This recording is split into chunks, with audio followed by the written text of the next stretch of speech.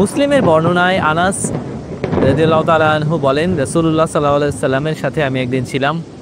এ সময় হঠাৎ বৃষ্টি নেমে গেল। রাসূলুল্লাহ সাল্লাল্লাহু আলাইহি ওয়াসাল্লাম তার শরীরের উপরের অংশ থেকে এই কাপড় সরিয়ে নিলেন, ফলে তার শরীর ভিজে গেল।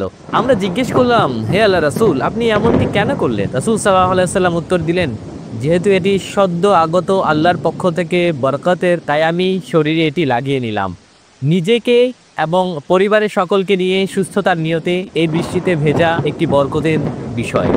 দুশ্চিন্তা, ভয়, নানা রকম ওসিডি বা জিন জাদুর সমস্যা, হতাশা, পারিবারিক সমস্যা, ওয়াসওয়াসা, হিংসা সহ মানসিক অনেক রোগের ব্যাপারে বৃষ্টিতে ভেজা আল্লাহর ইচ্ছায় ভালো কাজ করে, মানসিক প্রশান্তি আনে এবং শরীরের থেকে নানা ধরনের বালা দূর করে দিতে পারে।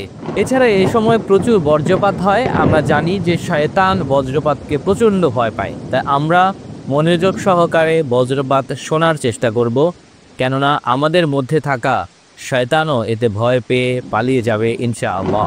তাই ওই সময়ে দোয়া করুন যাতে এই বজ্রপাত এর মাধ্যমে